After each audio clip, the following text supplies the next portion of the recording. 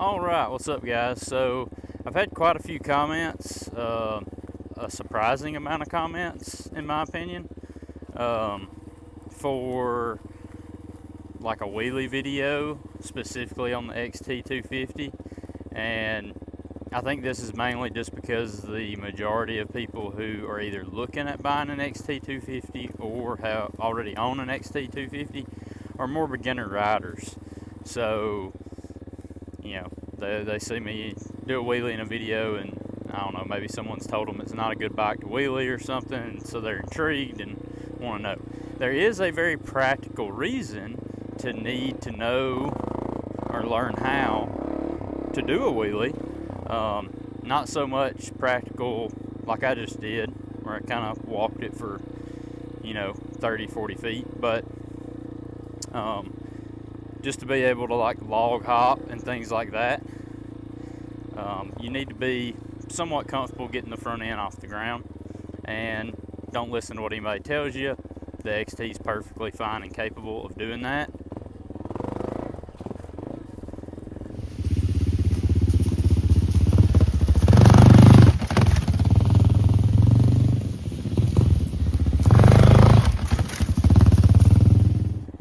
Before you start trying to practice this, I would say at least be comfortable a little bit with the bike. Don't let this be something you try to do at the end of your first week of getting your first bike or something. Be a little bit comfortable. So the tips or the tricks that I would give, try to get all this on camera. So be comfortable stabbing the rear brake and finding it with your foot. It's not something you should have to think about. It's something that should be second nature if you're trying to learn how to wheelie, because that back brake, that foot brake, is really the only savior you have when doing a wheelie. And when it comes back too far, stabbing that back brake is the only thing that's going to keep you from flipping over backwards, looping out as they would call it. And ideally, I would say to go along with being comfortable with stabbing the back brake. I mean, you can practice that, preferably on grass, but just go along, stab the back brake. Notice that when I stab the back brake, I'm pulling in the clutch. That's kind of why I'm saying you shouldn't be doing this in week one, because you want all your motor functions of how to ride the bike to kind of be second nature. I know if I'm going to lock up the rear end, I'm naturally going to pull the clutch in as well. So you're comfortable with stabbing the back brake, and I mean, that's going to be something really easy to get comfortable with. You can do it in a parking lot, on asphalt, things like that. Ideally, you'd want to practice this in grass. Obviously, it goes without saying, you should be wearing a helmet, you should be wearing gloves, you should be wearing some kind of protective footwear. Beyond that, whatever gear that you feel is necessary, by all means. So you get comfortable stabbing the rear brake while holding the clutch. Those two are kind of synonymous with each other. In an emergency situation, yeah, if you stab the back brake with no clutch and it locks the bike up, it's not the end of the world, especially if you're in a wheelie. You may just crash after your front tire comes down, because all your momentum and the engine's going to go dead, right? So ideally, clutch in.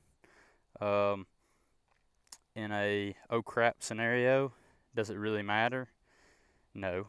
You, like I said, you might possibly wreck after the fact, but I would much rather you stab the rear brake because your front wheel is getting too high, and then the engine die, and then you fall over, then you loop the bike out from underneath you, and obviously you pick and choose there, the least of two evils, we'll say. And as far as practicing getting the front end up, if you have access to an area that's dirt, that's pavement, right? And you got somewhere that's kind of smooth like this, if you have somewhere that has an incline to it, great. I would start there if it were me. Maybe start on flat ground, and then after you've gave it a little throttle on flat ground a couple times, like kind of trying to wheelie a little bit, then you can move to some kind of incline here. I know these inclines don't really show up, but that's all I would suggest you do is it's kind of hard to say, like, this isn't a science, all right? This isn't like a one-way or the highway type thing. I wouldn't suggest you start by dumping the clutch. I would find a small incline. I would find a small stick, roughly the size of a Coke can in diameter, something to help bounce the front wheel up. And I would just, I'm at like an 8th throttle right here, and I'm gonna bounce like I'm doing a bunny hop on a bicycle. Just compress the knees into the suspension, and then while the front end is rebounding and the forks are uncompressing, you're just going to give it some gas. And if you time it all right, you don't have to give it a ton of gas. You just need to blip the throttle to, from roughly no throttle or an 8th throttle to half throttle while the suspension's decompressing, and while you are kind of pulling up and extending your legs with the suspension. And then let off of it and set the front tire down. Don't try to ride this thing a country mile on your first day or week or heck even month of trying to learn how to pop the front end up. Realistically speaking, just simply popping the front end up like I've done these last couple times right here is really all you need to know how to do to hop a log. And then just practice getting that up. I'm just in first gear. This bike has stock gearing. I do have knobby tires on, so traction is not an issue in the grass like this. But I would just practice that, pop it up, set it back down. And I wouldn't even worry about trying to pop it up super high like I'm doing there. If you've got a steep incline, definitely, like this one, just pop it up 6-8 inches. Just like that. I wouldn't necessarily recommend doing them as soon as the front tire hits the ground, immediately pop it back up like I was just doing. Just practice that, and the whole time keep your right foot on the savior lever, back brake. If you start falling too far backwards or whatever, just stab the rear brake as hard as you can. Ideally, like I've said already, you've got a bit of bike experience, you've maybe been riding for months, and it's kind of becoming second nature to, if you're going to lock up the back brake, pull the clutch, things like that. So ideally pull the clutch. I'll try to show you what that would look like, because the front end is going to snap down harder than it normally would. I'm not going to actually get the front end so high that I'm about to flip over backwards when I do it, but I'll have it up there.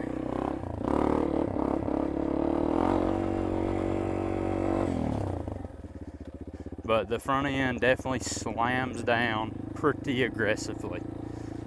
But again, that's better than flipping over backwards.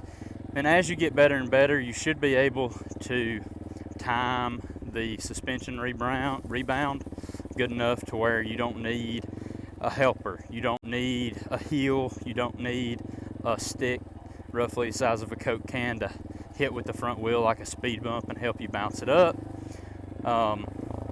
Maybe at that point is when I would maybe suggest moving on to using the clutch. So popping the clutch to pop a wheelie.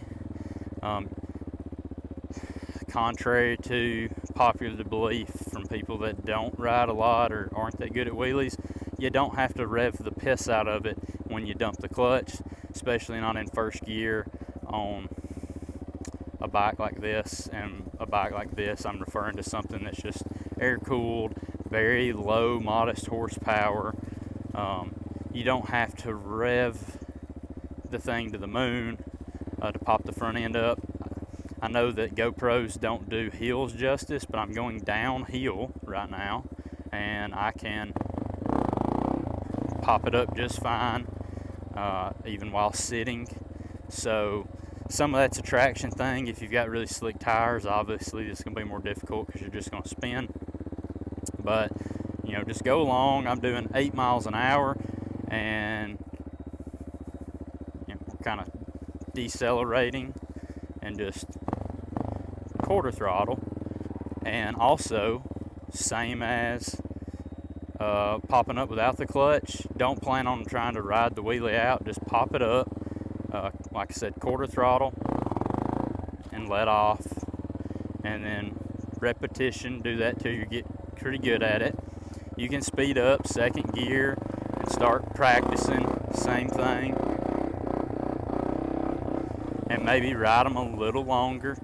At that point, it's all throttle control. The whole time I'm doing that wheelie, I'm just working the throttle, you know, trying small movements. You know, you got to be very modest with the throttle. And if you just get real good at just popping the front end up a foot in the air, then, like I said, realistically, aside from just showing off in front of your buddies, that's really for average trail riding. You might come up to a log, and that's all you really need to do, is be able to pop the front end up once it's really close to the log, like 8 inches away. The front tire needs to be leaving the ground, and the front tire actually needs to hit the log on its way over the log. That'll help pop the front end a little bit higher without you having to be the one to get it super high in the air. So the front end punches the top of the log, compresses the suspension in the front, then that suspension decompresses, raises the front end even higher, and then when the back tire slams the log, then it levels the bike out and kicks you over it. And that is a clutch pop. It doesn't have to be, depending on the terrain surrounding and your speed and all that. Doesn't have to be, but that's where popping the clutch at low speed and low throttle will benefit you. And you know, you punch that log with the front end. That log's not very big, so it's not that hard to do. I do have a bigger tree down over here that I actually have not log hopped yet. It's a good bit bigger in diameter than that one.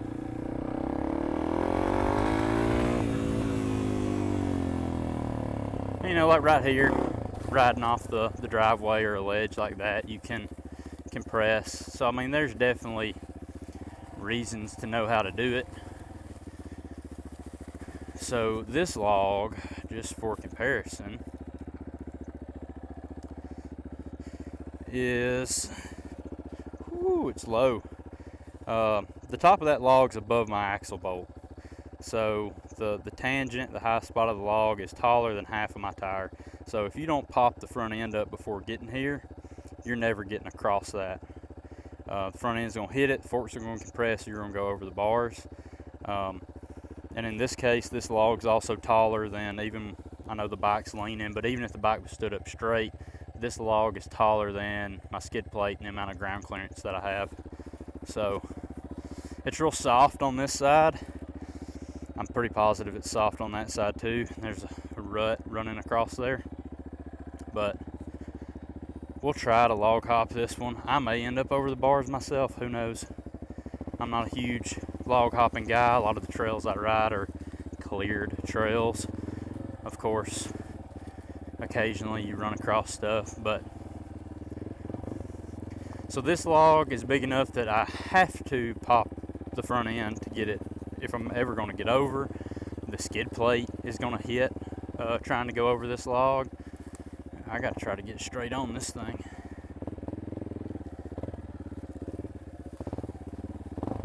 Whew. Let's try again.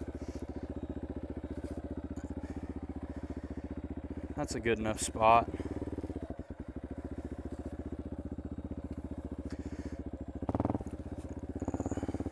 they dug a trench for an internet cable, and that's what that little rut is running across in front of there, and it's kind of soft around it.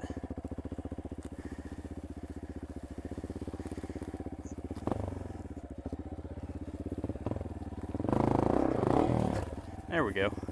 Pretty uneventful.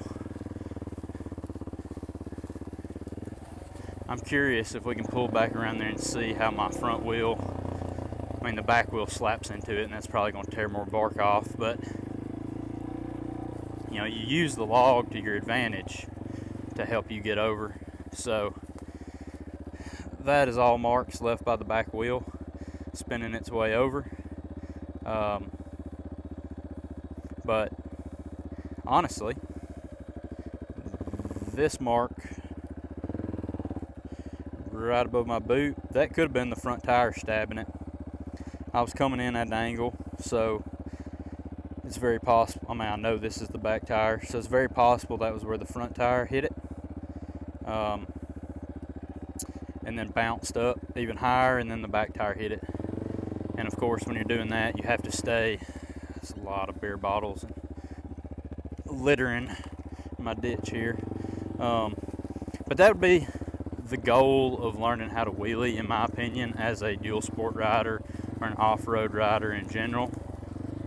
Being able to go out here and just walk along wheelie is cool and all, but it's something I've said in numerous videos before, it really doesn't serve much of a purpose other than it's pretty cool. Like I said, kind of showing off or something.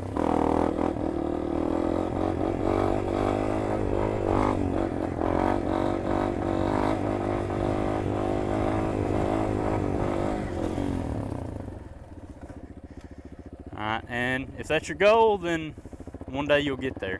But little throttle only, popping the front end up, you get pretty good at that. You know, you can maybe ride them out a little bit. I would recommend riding them out, just maintaining the throttle that you stopped at when you lifted it up. Don't try to apply more and chase it. You're gonna get yourself in trouble if you haven't got enough experience down just popping them up yet. So this is what that would look like. Once I stopped at like a quarter throttle and the front end came up, I never applied any extra throttle after that, just rode it out. And I always cover the back brake. And I'm no professional rider, I'm no teacher, but if someone asked me to teach them how to ride a wheelie, that's probably where I'd start with, standing and either a bump or a small incline. And you ain't got to pull the front end up 6 inches or so at first. You know, in the video it probably don't even look like the front end's coming off the ground there. It is. And just work your way up from there. If you get really comfortable with that, using the clutch as well, and sitting, standing for the clutch ups, whatever feels, you know, most comfortable. To you, sitting might be easier, because when you're standing, your wrist is kind of bent and you're trying to operate the clutch. When you're sitting, all that's straight. Just whatever feels the best. Hope this helps some people out. Again, it's really no different on this bike than any other bike. I mean, obviously, if you got a 60 horsepower motocross bike, you could be running 40 mile an hour and just give it gas, no clutch, and you could get the front end up. So obviously there's differences, but just in learning fundamental basics, that's where I would start. Now, I started riding as a very young kid, like 6, so it's not like I can really remember myself learning how to do that stuff. And my dad wasn't out there teaching me like, oh, you want to learn how to do a wheelie, this is how you do it. We just kind of figured that stuff out. A lot of crashes in the process. I really recommend having a dedicated dirt bike, so that way if you flip, lay it over, dump it, you're not breaking mirrors, busting headlights, tail lights, blinkers, all this stuff. But, you know, if all you got is a deal sport or an adventure bike and you want to learn, that's all you got to do it. You got to learn. I definitely wouldn't recommend it on a bigger bike or an adventure bike, not if you're just trying to learn. But anyways, enough rambling. Get out there and practice. carefully all your gear, and just like any other skill on two wheels, you can put in the practice. It'll become easy second nature for you. So catch you on the next one.